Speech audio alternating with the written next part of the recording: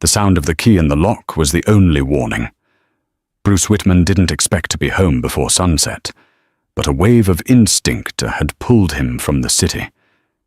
He found his pregnant wife, Janice, huddled in the nursery, her body trembling. Fresh, ugly bruises painted the skin along her jaw and wrist. Her tears were silent. But her words, when they came, shattered the immaculate silence of their Greenwich home. "Bruce," she whispered, her voice raw. "Am I ugly? Am I a monkey? Don't I belong here?" The Whitman estate on Round Hill Road wasn't a house. It was a statement. Built of field stone and quiet arrogance, it broadcasted 3 generations of old money dominance to the perfectly manicured Connecticut landscape. Tonight, it felt less like a home and more like a mausoleum. Bruce let his Italian leather briefcase drop with a muffled thud on the black and white marble foyer. The silence was absolute. No welcome, no faint sound of music, not even the hum of the television. Just the oppressive, heavy quiet that had become the norm. He loosened his Brioni tie, the silk whispering its protest. He was a man who fixed things, broken supply chains, hostile takeovers, fluctuating markets. He was Bruce Whitman, the heir who'd quadrupled the family's shipping fortune. But this silence, this creeping chill in his own home, was a problem he couldn't liquidate. He was home early. The last-minute cancellation of the Singapore call had left an unnerving void in his schedule. He'd felt a sudden, sharp pull homeward, a prickle of unease he hadn't been able to name.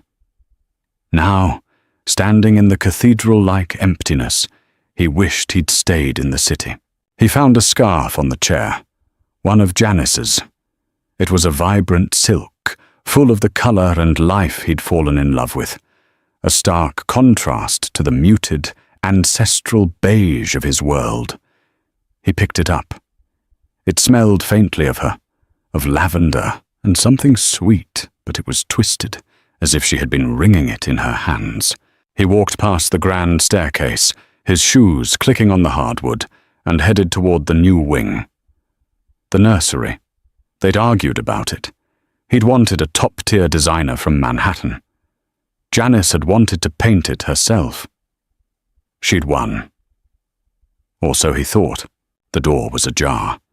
He saw her, not on the heirloom rocking chair his mother had insisted upon, but on the floor, next to a half-assembled white crib. Her knees were drawn to her chest, her arms wrapped tightly around her 7-month belly. Her shoulders were shaking. "Janice?" His voice sounded too loud, an intrusion. She flinched, her head snapping up. The speed with which she tried to wipe her face, to compose her features into a mask of placid calm, was more alarming than the tears themselves. "Bruce, you're home." Her voice was a wisp, and then he saw it. Not just tear tracks, but a faint, purpling shadow blooming from her jawline, disappearing into her dark hair. He moved, crossing the room in 2 strides, crouching in front of her. His mind, trained to see patterns and threats, went blank. "What happened?" he demanded, his voice dropping into the low, cold tone he usually reserved for the boardroom. "Nothing. I slipped." She wouldn't look at him. Her eyes darted to the window, the crib, the floor. "I was carrying a box, and I slipped by the stairs." "Clumsy." She gave a small, brittle laugh that died instantly. He reached out, his fingers gently grazing the bruise. She flinched again, a sharp, involuntary recoil. "Janice, look at me." She did, and his stomach clenched. The woman he'd married, the vibrant artist whose laughter used to echo in these sterile halls, was gone. In her place was this haunted, pale creature, her eyes wide with a fear he didn't recognize. "It was just an accident," she whispered, a new tear rolling down her cheek. "Please don't fuss." "An accident," he repeated, the word tasting like ash. He saw her other hand, the one clutching her belly. Her wrist, where her watch should be, was raw and red. Through the open nursery window, a faint breeze carried the sound of voices from the garden below. Maria, their head housekeeper, and Sophia, one of the newer staff. They were speaking in rapid Spanish, their voices low, convinced they were alone. Pobretita. She doesn't smile anymore. Hush, the old one has ears everywhere. She was here again today. I saw. I wish El Señor would see too. He's always working. What can he do? It's his mother. Bruce went still. His mother. Margaret. The words hit him like a physical blow. He looked at Janice, her desperate, paper-thin lie. I slipped. He looked at the half-finished crib, the can of pale yellow paint she hadn't touched in weeks. He'd been so busy building an empire, he hadn't noticed the rot setting in at its very foundation. He stood up, the anger coming fast and hot, but it was hollow, undermined by a sudden, sickening wave of guilt. "I'll get you some ice," he said, his voice clipped. He walked out of the room, not looking back, his mind racing. He was Bruce Whitman. He was a fixer, and for the first time in his life, he had no idea where to even begin. In the corner of the hallway, a small black dome blinked its tiny red light, the security camera. He'd had them installed for burglars.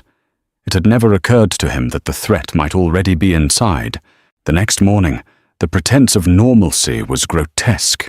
The kitchen was filled with the thin, pale light of a New England dawn, making the gleaming sub-zero fridge and marble countertops feel less like a home and more like a high-end morgue. The kettle hissed. The toaster clicked. Janice moved like a fragile automaton, one hand splayed protectively across her belly, the other carefully buttering a piece of toast she would not eat. Bruce watched her. He saw the way she flinched when the butter knife grazed the tender skin of her bruised wrist, a tiny, bird-like movement. Barely perceptible. But he saw it. He snapped his laptop shut. The sound was a gunshot in the quiet room. "Did you sleep?" he asked. A nod, too quick. Her eyes were fixed on the granite island. "I'll cancel my meetings. You should rest." "No. Don't." Her head came up, a flicker of panic in her eyes. "You have to go. It's a normal day. Please, Bruce, I'm fine." Her answers were packaged, rehearsed. They felt like lines she'd practiced in front of a mirror, and the realization chilled him. She wasn't just lying about the bruises. She was actively managing him, trying to keep him at arm's length. From the garden, two groundskeepers walked past the open window, their voices carrying on the damp air. "She used to love those roses," one said, his voice a low rumble. "Used to be out here painting. Haven't seen her out here in, must be 3 months. Quiet's not always peaceful, man. Quiet's just quiet. He's always working." The housekeeper's words from last night echoed in his head. Bruce rinsed a coffee mug that was already clean, his knuckles white on the porcelain. He had been working. He'd been in Shanghai closing the port deal when Janice had called, crying after her first trimester screening. He'd told her he was busy and to have his assistant schedule a time. A memory, sharp and unwelcome, surfaced. 3 months ago, a gala at the Met. Janice, radiant in a blue dress, had been quiet on the ride home. "Bruce?" she had murmured, her head on his shoulder in the back of the Bentley. "Your mother she's a little intense, isn't she?" He'd been scrolling through market reports on his phone. "That's just Margaret, darling," he'd replied, not looking up. "She's old money. Her bark is worse than her bite. Don't take it personally," she said. She said my dress was vibrantly ethnic. She asked if my family summered, or if we just stayed hot. He had laughed. He'd actually laughed. "She's a dinosaur, Jan. Just smile and nod. She'll come around." But she hadn't come around, and Janice had stopped telling him. She'd stopped laughing. She'd stopped painting. And he, the great fixer, had been so busy conquering the world that he'd let his wife be colonized in her own home. The guilt was suffocating, a heavy, leaden weight in his chest. This wasn't just on his mother. This was on him. "I have calls to take," he said, his voice flat. Janice nodded, her shoulders slumping in relief. The nod felt like a wall. He walked to his study, a room panelled in dark mahogany, a shrine to Whitman men who had come before him. He let the heavy door click shut, the sound sealing him in. He stood facing his desk, hands braced on the cool leather blotter. The security monitor, a matte black square in the corner of his credenza, waited, patient, unblinking. He had installed the system himself, top of the line, encrypted. His mother had called it new money paranoia. He entered the 12-digit code, paused, exhaled, and pressed play. The day before, unfolded in a silent, tiled grid. Foyer, staircase, kitchen, nursery hall. At first, it was nothing but the mundane ballet of a wealthy home. Maria with a laundry basket, a delivery signed at the gate, sunlight crawling across the marble. Bruce scrubbed the timeline forward, the time-lapse shadows of his own home crossing the floor like tides. He felt like a voyeur, a trespasser. 3:12 p.m. The kitchen feed caught movement at the back door. Bruce leaned closer, his heart starting a low, heavy drum against his ribs. His mother, Margaret Whitman, stepped in. She didn't use the front door. She never did. She used the garden entrance, a key she'd had for 30 years. She was immaculate. Pearl earrings, a Chanel boucle jacket in pale blue, her silver hair coiled into a precise, weaponized bun. She didn't look toward the camera. People who believe they own a place forget it can look back. He watched. Janice entered the frame, holding a mug. She looked surprised, and for a split second, terrified. She covered it with a small, strained smile. Bruce eased the timeline forward, second by agonizing second. The first minute was a performance. Cool smiles, words he couldn't hear. Janice offering the mug, Margaret refusing with a small, dismissive wave. The second minute, the chill set in. Margaret's posture changed, her chin angled down in that appraising, disdainful way he knew so well. Janice's shoulders inched up toward her ears. The third minute, the mask slipped. Bruce watched his mother close the space between them. Her finger, adorned with his grandmother's diamond, pointed like a blade. The audio was off. He'd disabled it on the indoor cameras for privacy, a decision he now fiercely regretted. But the shape of her mouth was clear. The venom was visible. "You don't belong here." Janice flinched, her hand pressing against her belly, steadying herself. She didn't answer. She just stood there, absorbing it. And then Margaret's hand darted out. It wasn't a slap. It was a shove, a hard, practiced, two-handed shove against Janice's upper arms. Janice, 7 months pregnant, stumbled back, her body hitting the edge of the marble counter with a force that made Bruce wince. Her face twisted in a mask of shock and pain. She caught herself on the counter's edge, her breath hitching. Bruce's jaw locked so hard his teeth ached. He hit rewind, played it again, slower. His stomach turned. His feet felt nailed to the floor. This wasn't a misunderstanding. This wasn't old money intensity. This was assault. He scrubbed forward. Another clip. Margaret, standing in the nursery doorway, arms folded.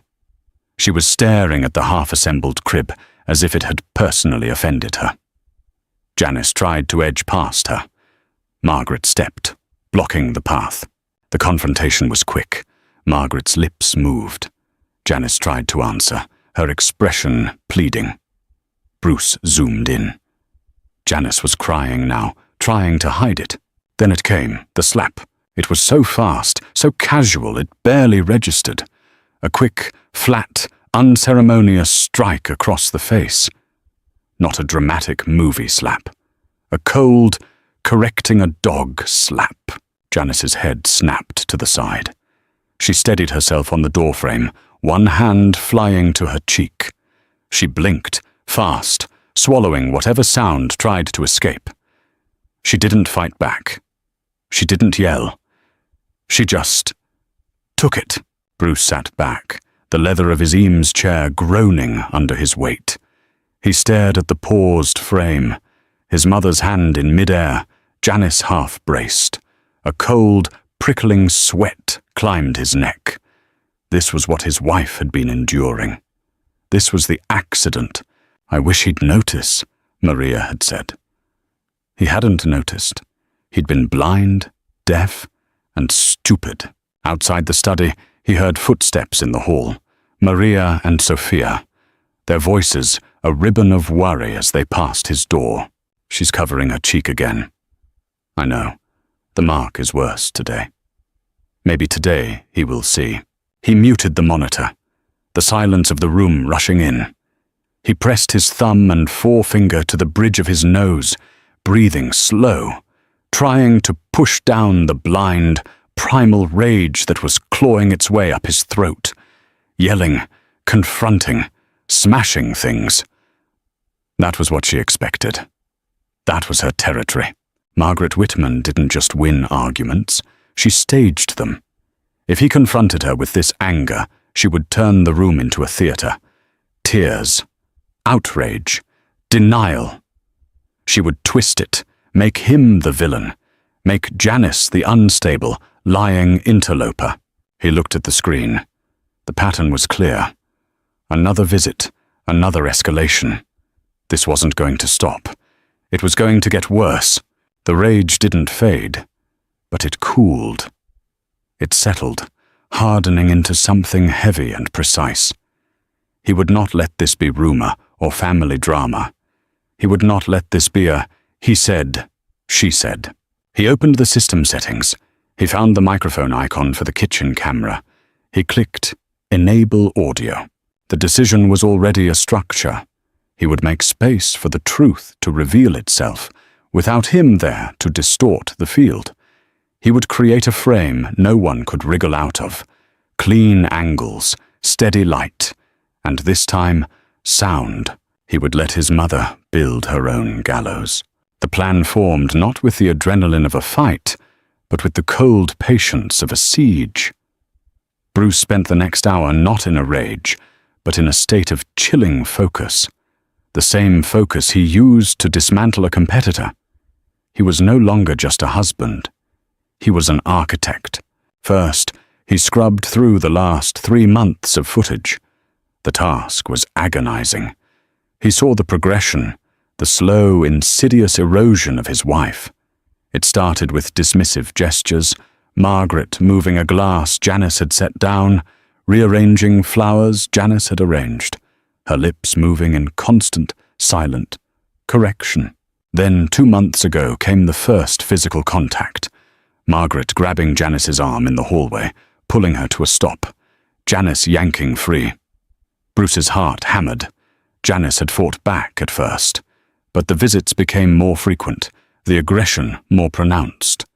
He saw his mother block Janice in the kitchen, saw her throw a magazine Janice was reading into the trash, saw her get in Janice's face, lip curling, finger jabbing. He realized with a dawning horror that his mother's visits coincided perfectly with his travel schedule. She was checking his calendar. She was waiting until he was gone. This was calculated, and Janice, he saw, had learned. She'd learned that fighting back only made it worse. She'd learned to de-escalate, to retreat, to make herself small. She'd built a prison of passivity to protect herself and her child, and he had handed his mother the keys. He looked at the footage from yesterday again. The slap, the shove, it was brutal. He rose from the desk and walked to the credenza. He adjusted a slightly crooked photo. His parents, 20 years ago, at a ribbon cutting for the new hospital wing, bearing their name. Margaret, all polish and philanthropic grace. He caught his own reflection, overlapping hers in the glass. The same jawline, the same eyes. His throat tightened. He set his palm flat against the cool wood, grounding himself. No rushing, no yelling. If he went downstairs now and held Janice, if he told her what he knew, she might be too terrified to go along with a plan. She might beg him to just let it go, to not provoke the matriarch. Or worse, Margaret would see the shift in their dynamic and retreat, disappearing underground, only to resurface later, more poisonous than before. No, he had to end this, not just stop it. End it. He needed a stage, he needed a witness, and he needed irrefutable, undeniable proof. He checked his phone. His mother's weekly supervisory lunch with the estate's head gardener was tomorrow. Wednesday. She was always here on Wednesdays, to make sure the azaleas aren't being butchered. She would be on the property. He went back to his desk. He pulled up the camera feeds. He enabled audio on the kitchen, the foyer, and the nursery hall. He checked the data storage protocols. Everything was backed up to a secure cloud server, time-stamped and encrypted. He pulled up his email. He sent a message to his driver. "Change of plans, Tom.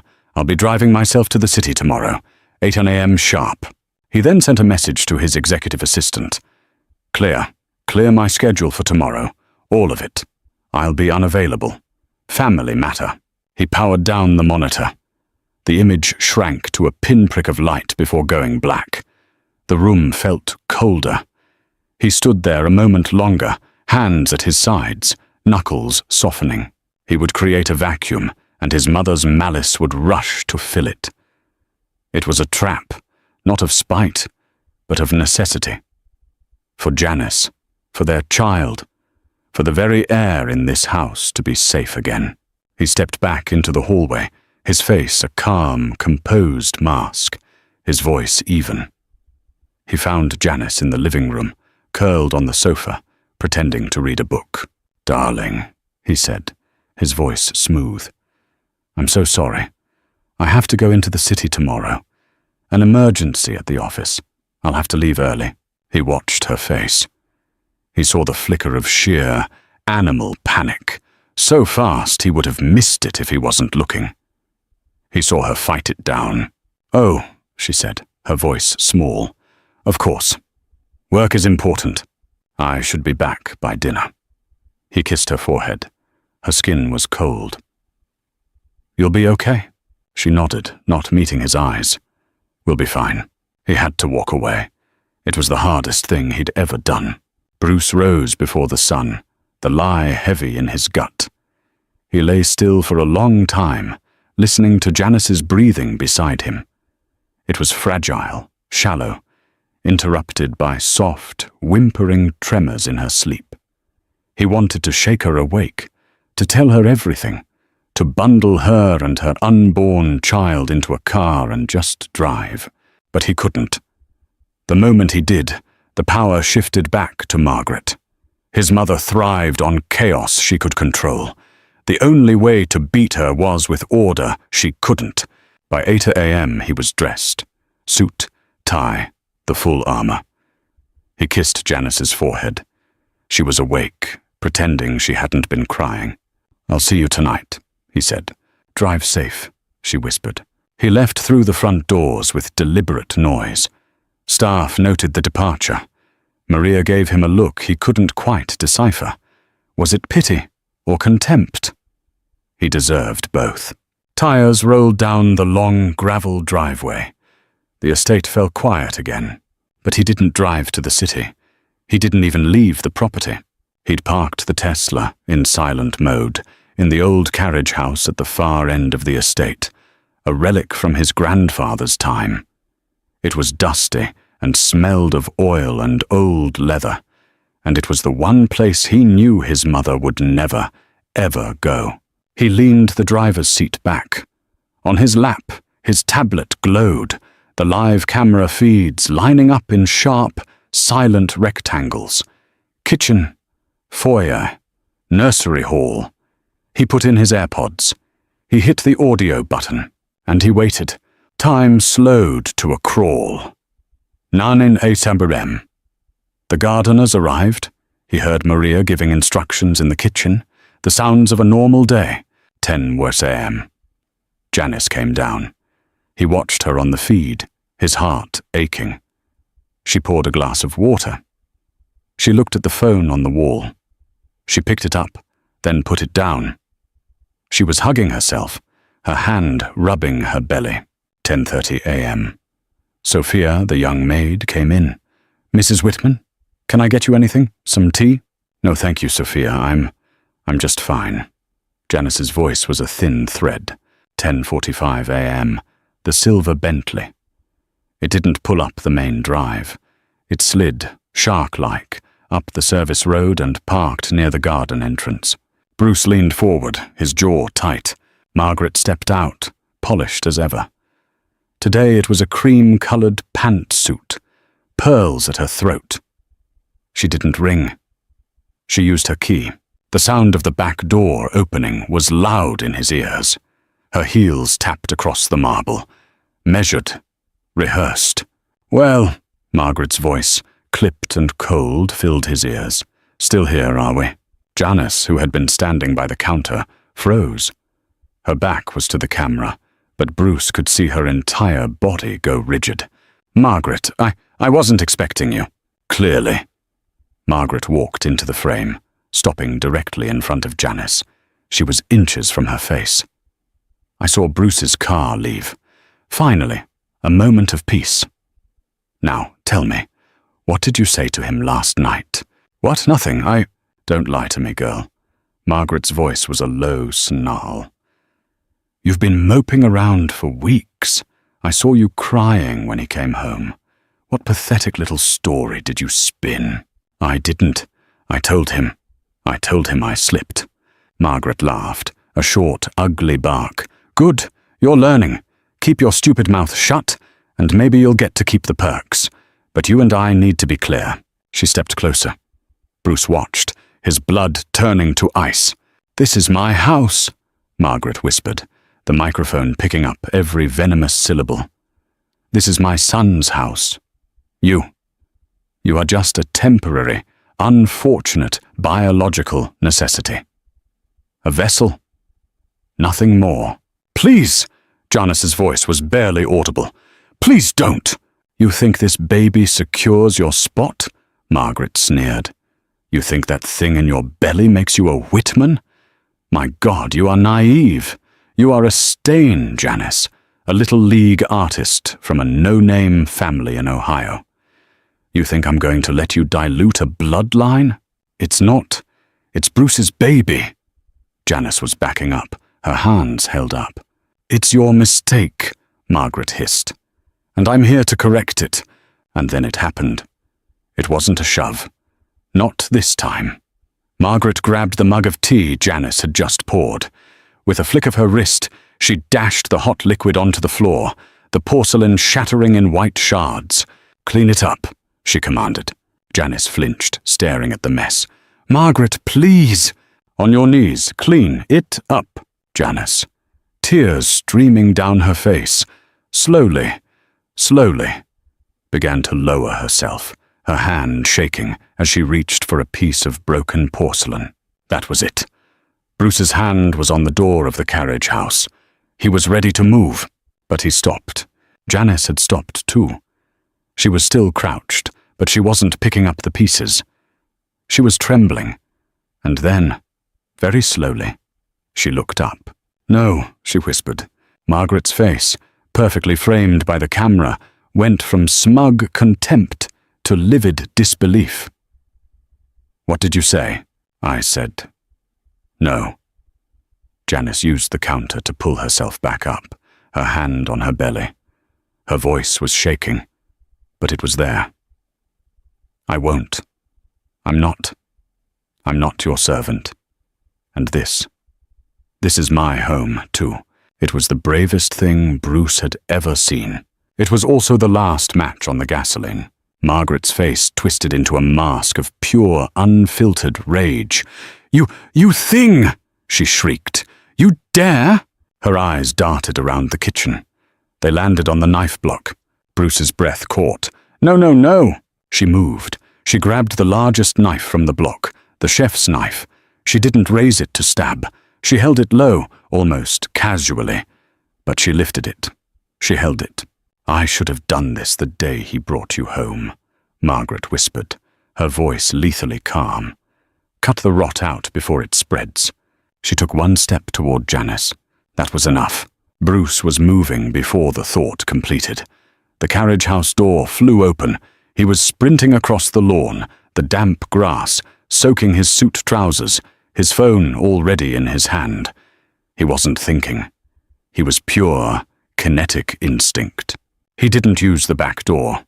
He went straight for the heavy oak front doors, hitting them with his shoulder so hard the wood shuddered in its frame. The sound that ripped from his throat was not a word. It was a roar. Enough! He stormed through the foyer and skidded to a halt on the marble floor of the kitchen entryway. The scene froze. A perfect, horrific tableau. Janice, backed against the far wall, her face white with terror, her hands locked over her belly. Margaret, center stage, her arm still half raised, the gleaming chef's knife in her hand.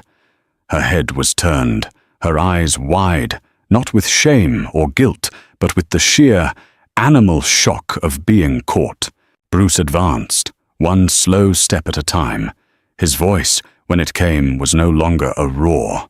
It was a low, steady cut that was more terrifying than any shout. "Put the knife down!" "Bruce!" Margaret's face instantly rearranged itself. The mask of the victim snapped into place. "Oh, thank God you're here! This creature, she attacked me. She threw the tea. She's hysterical." It was a masterful performance. Tears welled in her eyes. Her hand, the one not holding the knife, trembled. Bruce didn't even look at Janice. He kept his eyes locked on his mother. I said, "Put it down." "Darling, you don't understand." "I understand perfectly." He pointed up, toward the corner of the ceiling. "I understand that the 4K camera above your left shoulder has been recording, with audio, since the moment you walked in." He watched the blood drain from his mother's face. He watched her eyes dart up to the small black dome and the tiny blinking red light she had never noticed. The knife clattered to the counter, ringing sharp against the marble before rolling to a stop. Her mask didn't just crack, it vaporized. The rage returned, hotter this time, fueled by humiliation. "How dare you?" she hissed, her voice a low vibration. "Spying? In your father's house?" It became necessary. He was at Janice's side now, pulling her away from the wall, tucking her behind him. Janice grabbed the back of his suit jacket, her fingers digging into the fabric like claws. He could feel her trembling. "You'll believe her over me?" Margaret spat. "Your own mother? Blood?" "I don't need to believe anyone, Mother," Bruce said, his voice dead. "I have the footage. Every shove, every slap, every word." He pulled his phone from his pocket. Every threat. He held it up. On the screen, the live feed was still playing, a few seconds delayed. He hit rewind, and the sound of Margaret's own voice filled the kitchen. "You are a stain, Janice. A temporary, unfortunate, biological necessity." Margaret stared at the phone, her mouth opening and closing. No sound came out. And then, distant but growing closer, came the sound. The clean, unmistakable wail of sirens, cutting through the manicured piece of Round Hill Road. Margaret's head snapped toward the window. What have you done?" "I called 911, Bruce said, his thumb hovering over the send button on an email already addressed to his lawyer, the video file attached. "The moment you picked up the knife, I told them there was a woman in my home, armed and threatening my pregnant wife. You wouldn't. The panic was real now, her eyes wild. The press! The family name! Bruce, this will destroy us. You're wrong, Bruce said, stepping fully in front of Janice, shielding her. It will destroy you. The family name is the last thing you should be worried about. The sirens were loud now, pulling into the driveway. Blue and red lights began to paint the pristine, white walls of the kitchen. You can't do this to me, Margaret whispered, collapsing against the counter, the perfect victim once more. I'm your mother. Bruce looked at the woman who had raised him, the woman he had feared and revered, and felt nothing. Just a cold, empty void. No, he said, as the heavy knock of a police officer echoed through the foyer. You're not. 2 officers stepped into the foyer.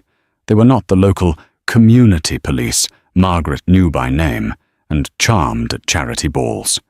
This was the Greenwich PD, alert and all business, responding to a high-priority domestic assault in progress call. Sir, we got a call about a woman with a knife? The lead officer, a man named Chen, said, his hand resting on his sidearm.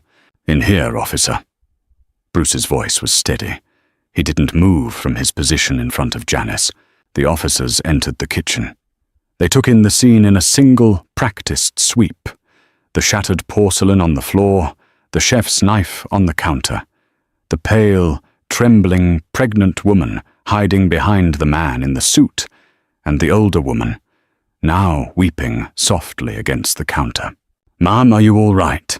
The second officer, a woman named Riley, asked, her voice directed at Janice. Janice just nodded, her face buried in Bruce's back. My mother, Margaret Whitman, Bruce said, his voice devoid of emotion. She assaulted my wife. Now just a minute, Margaret shot up, the tears gone, replaced by pure indignation. This is a misunderstanding. I am Margaret Whitman. This is my son. This is my home. Officer Chen, Bruce interrupted, holding out his tablet. This will explain everything. This is a recording from the last 15 minutes. He pressed play. The kitchen went silent, save for the sound of Margaret's own voice, captured in high-definition audio, echoing through the room. You are a stain. On your knees. Clean. It. Up. I should have done this. Cut the rot out. Bruce watched the officers' faces. Their professional calm hardened. They didn't look at Margaret. They just watched the screen. When the clip reached the point where Margaret picked up the knife, Officer Chen nodded to his partner. That's enough, sir, he said. He turned to Margaret. Mrs. Whitman, I'm going to need you to put your hands behind your back. What? Margaret shrieked. You can't be serious. This is ridiculous. Do you know who I am? Yes, ma'am, Officer Riley said, her voice flat as she produced a pair of handcuffs. You're a woman who just threatened another person with a deadly weapon. We call that assault with a deadly weapon and terroristic threats. The sound of the metal handcuffs snapping shut seemed to suck all the air from the room. It was a sharp, definitive click-click. Margaret's composure completely fractured. This was real. This was not a social slight. This was a booking. Bruce, stop this! Tell them! This is a family matter! She screamed, her voice cracking. Bruce finally turned to look at her, at the woman in the cream-colored Chanel suit, her hands cuffed behind her back, her face a mask of rage and fear. He knelt in front of Janice, who was now sitting on the floor, her back against the cabinet. He took her face in his hands. Are you okay? He whispered, his eyes searching hers. The baby? We're okay, she whispered back, her hands coming up to cover his. You came home. I'm sorry, he whispered, his own voice breaking. I'm so sorry, Jan. I'm so sorry I didn't see it. I'm so sorry I didn't listen. Behind them, the officers were reading Margaret her rights. You have the right to remain silent. You bastard! Margaret screamed at Bruce. You've destroyed this family. You'll never be forgiven for this. You've ruined everything. Bruce didn't look up. He just pressed his forehead to Janice's, shielding her from the sound, anchoring her. As Officer Chen and Officer Riley escorted Margaret Whitman in handcuffs out the front door, the neighbors were already gathering. The whispers curled like smoke from behind pristine hedges. The silver Bentley sat, abandoned, by the service entrance. A new era for the Whitman family had just begun. The house was quiet again. But this was a new silence. It wasn't the heavy, oppressive silence of secrets. It was the light, clean silence of a space that had been scrubbed raw. The police had left. A cleaning crew, one Bruce had called from a service in Stamford, not their regular staff, had quietly and efficiently removed the broken porcelain, scrubbed the tea stain from the grout, and polished the knife marks from the counter. Maria and Sophia had been given the rest of the week off, with pay. Now it was just Bruce and Janice. They sat in the sunroom, the light fading, turning the sky a bruised purple. Janice was wrapped in a cashmere throw, sipping a chamomile tea Bruce had made. He hadn't left her side. For a long time, neither spoke. Bruce just watched her, memorizing the lines of her face as if seeing her for the first time. He'd spent their entire marriage looking at her. He was only just learning to see her. Finally, she turned to him, her eyes clear. She said she would ruin me, Janice whispered, her hand on her belly. She said you would believe her. That blood always wins. She was wrong, Bruce said, his voice rough. He took her hand, lacing his fingers through hers. Blood doesn't win. Decency wins. Love wins. John, I'm so ashamed. This isn't your fault, Bruce. Isn't it? He looked away, out at the darkening lawn. I'm a fixer. I solve problems. But I ignored the one that mattered. I let you be brave all by yourself. I let her do this. My neglect was her weapon. No. Janice's voice was surprisingly strong. She squeezed his hand. Your presence is my shield. You were busy, yes. You were blind. But you weren't cruel. She is. The call came, as he knew it would, around 7 p.m. His father, Arthur Whitman, from his study in Palm Beach. Bruce saw the name, let it ring twice, and then answered, putting it on speaker. What in God's name is going on, Bruce? Arthur's voice was a formidable boom, even over the phone. Your mother is in a holding cell. The Journal is already calling me. What is this? Hello, Father. Bruce's voice was calm. Mother was arrested today. I know that. Unarrest her. Call the commissioner. Call the governor. Fix it. She was arrested, Bruce continued, as if his father hadn't spoken, for assaulting my wife, for threatening her and our unborn child with a knife. And I have it all on video. There was a long, stunned silence on the line. The bluster was gone. A knife? Arthur stammered. Yes. And the months of abuse leading up to it. I've sent the file to my lawyer and to yours.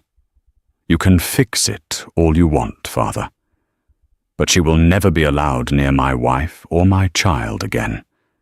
If I see her within 500 feet of this house, I will release the footage to every news outlet in the country. Are we clear? Another silence. Deeper. Bruce could picture his father, swirling the brandy in his snifter, recalculating. She's always been high-strung, your mother, Arthur finally said, his voice quiet. She's a violent criminal, Bruce corrected, and I'm done enabling her. So are you. He didn't wait for a reply. He ended the call. He looked at Janice. A small smile was playing on her lips. It was the first real smile he'd seen in months. That, she said, was impressive. I'm just getting started, he said, pulling her closer.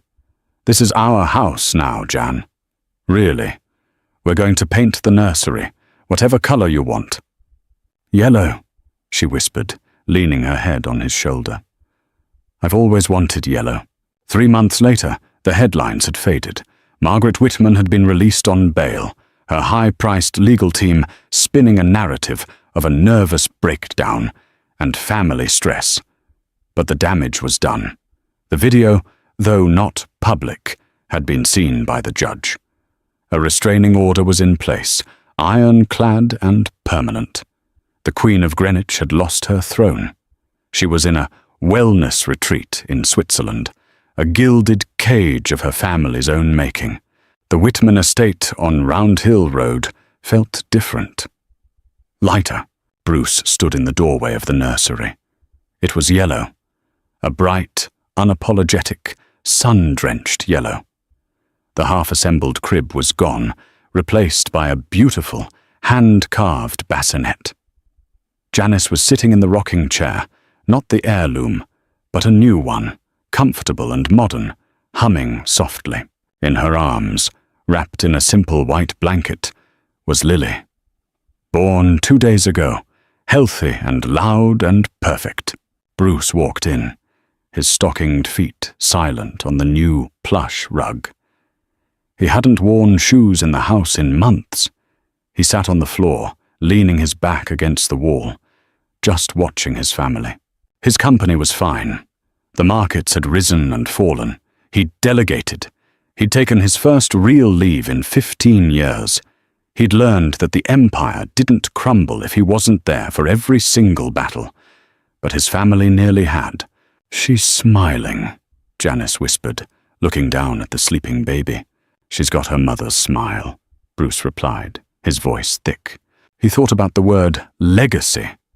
For his entire life, it had meant buildings with his name on them, stock portfolios, bloodlines. It had been a weight, a burden, a crown. He looked at his mother, a woman so obsessed with the purity of her legacy that she'd been willing to destroy a life to protect it. Now he saw legacy differently. It wasn't in the marble foyer downstairs or the name on the hospital wing. It was right here, in this yellow room. It was the curve of his wife's smile, now easy and real. It was the warmth of his daughter in her arms. It was the peace that came not from power, but from protection. Wealth wasn't numbers on a screen. It was this quiet, unbroken, hard-won moment. Janice looked up, her eyes meeting his. She didn't have to say anything.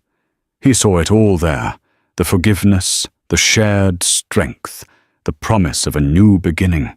For Bruce Whitman, the greatest battle of his life hadn't been fought in a boardroom. It had been fought in his own home. And for the first time, against his own blood, he had truly, finally won. That's the powerful reminder this story leaves us with. Sometimes the greatest threat isn't from the outside world, but from the very people who share our name. The bravest thing we can do is stand against a toxic legacy to protect the family we choose. Bruce's choice to stand by love over blood, and Janice's resilience in the face of terror, is a testament to the fact that true strength isn't about what you inherit, but what you have the courage to build.